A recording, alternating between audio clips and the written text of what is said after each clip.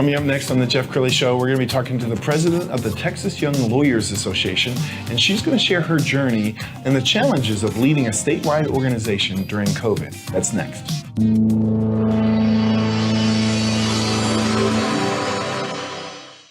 Many are predicting that the worst is yet to come, which is unfortunate, said one person here. Until now, they've enjoyed the reputation of being the nation's icebox. Watched a burglar in his home this morning by webcam. As a journalist of over 25 years, stories are what make my world turn. Reporting live from the Dallas newsroom tonight, Jeff Crilley, Fox 4 News. But in 2008, I took the jump from my familiar life and started a PR firm from my home. We're talking about anyone with a camcorder like the one I'm using becomes a television network. We started slowly growing the company, and we now have over 100 clients, and we've branched into the world of live digital broadcasting. I now own 8 different TV studios and have a huge team, and the stories that I now get to share are sometimes the most important of my life. Life has a funny way of coming around full circle. This is the Jeff Crilley Show.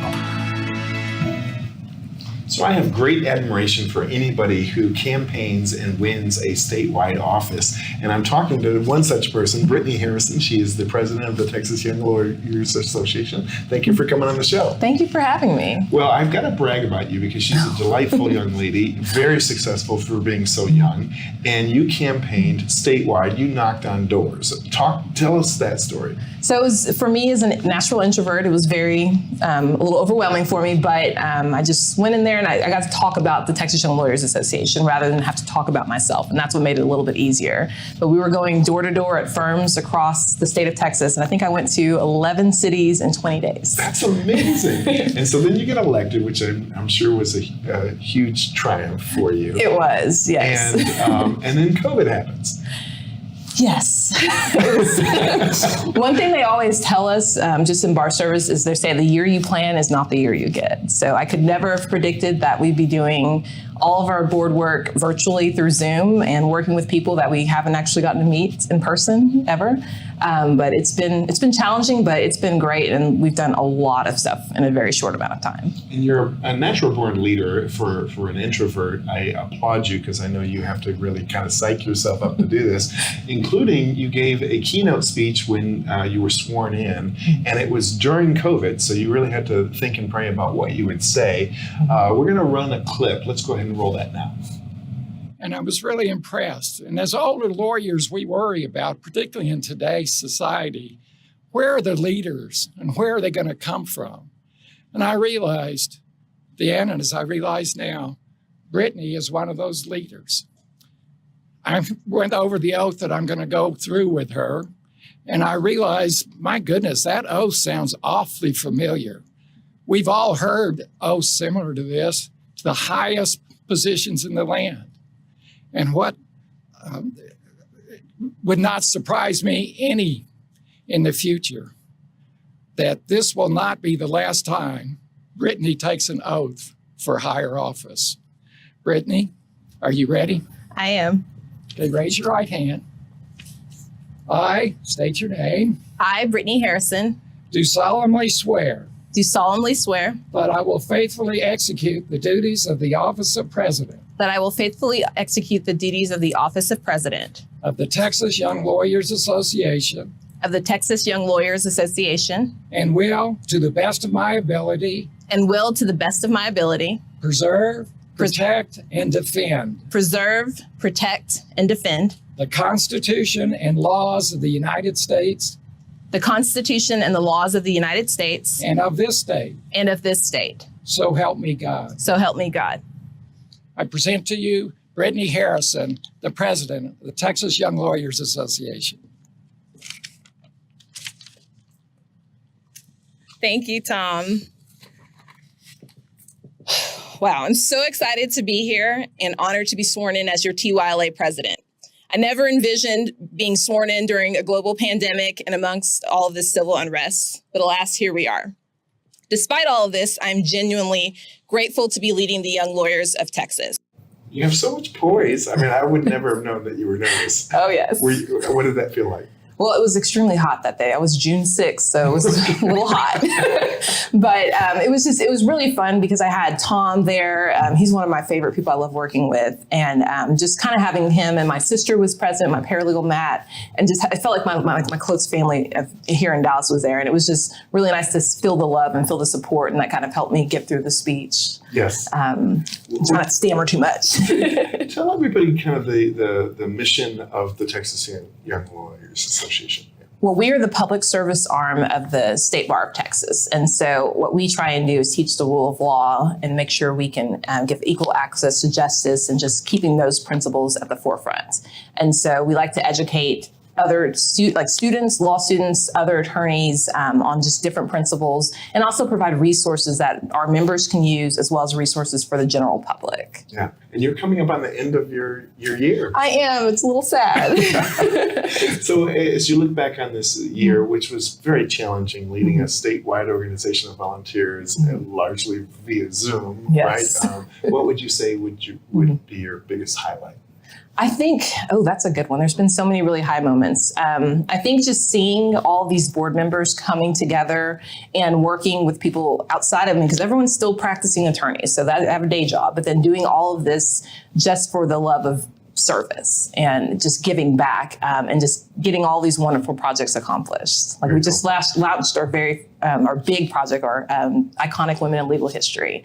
Really? And so that was a great project. We were able to have interviews from across the state, including Gloria Allred. She did appear on the program as one of our iconic women. So it was really, really exciting to see that come to fruition, and we launched it last week. Very cool, very cool. And you're also a very gifted writer. We're going to put up on the screen an article you wrote for the Texas Bar Journal called "You Have a Voice." Tell us what the article is about.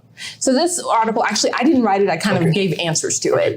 Eric for the State Bar, he wrote it. Okay. But it just talks about kind of my journey coming to, become the president, but also just kind of my path as a lawyer and all the things that I've kind of gone through with influences from my childhood, how I've embraced my nerdiness. I've been a nerd since birth. I was 2 weeks late, so everyone said I was in my mom reading books. So it's just one of those things. I've always been this super nerd, but I embrace it now, and it's just become a part of who I am. And telling me before the show that you have an older sister, and so you've always been fairly competitive, and I'm just going to have to work harder. Did that play a role in you running and winning? It did, partially because my sister, she's like the public relations person, so she's always done a lot, and I've always admired her. And I think just our closeness as sisters is kind of she gave me some of the support to make me know that I could actually get out there and do it. Cool. Well, another big accolade was D Magazine named you part of their best lawyers under 40. Mm-hmm. And that had to be kind of a showstopper for you, right? It was. It was one of the first awards that I won as a Dallas attorney. So I started my practice in Austin. So I think the first 5.5 years I was down in Austin. And so I wasn't born or raised in Dallas, so I didn't really know many people in the community. And to get that award because you're selected by your peers, that really meant something to me. It meant that I was like, okay, I've actually become part of the community here, and I'm respected in this community. And so it really meant a lot. I want to talk about your practice, because you practice family law. Yes. What's that like? I love it. So family law is one of those areas where you can't just do a little bit of family law. You either love it or you just don't do it.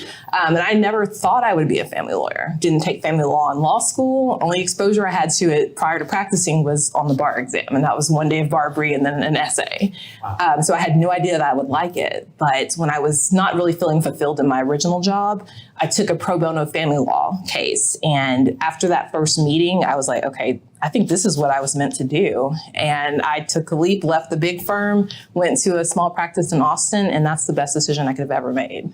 Well, now, as a family lawyer, I have to believe that you're also part therapist, right? I mean, you're seeing, Absolutely. You're seeing clients at often their lowest point, right? That's exactly right. I mean, that's what we say. Family lawyers see good people at their worst. And you're dealing with people that are going through, a divorce. I've been through a divorce. It's not a fun process. And you have to kind of be the advocate, but also the counselor. And so that's kind of one thing I really love about it, because I did study a lot of psychology and sociology in college. And so that's kind of a part I get to apply some of those principles and really get to work with someone on a really individual basis and empower them where I can, advocate for them where they feel like they may not have a voice. And I just think it's what I was meant to do. Well, I see bright things ahead for you, Britney. I know you're Thank not you. ready to announce for any other office. Absolutely not. You're probably going to concentrate on your current practice. Yes. Tell us about the firm you're with. So I work at GoransonBain Ausley here in Dallas. When we were able to travel, I was working kind of out of our Austin office and our Plano office. And it's a wonderful place to work. I work with attorneys that are very smart, but the culture at the firm is what really keeps you there.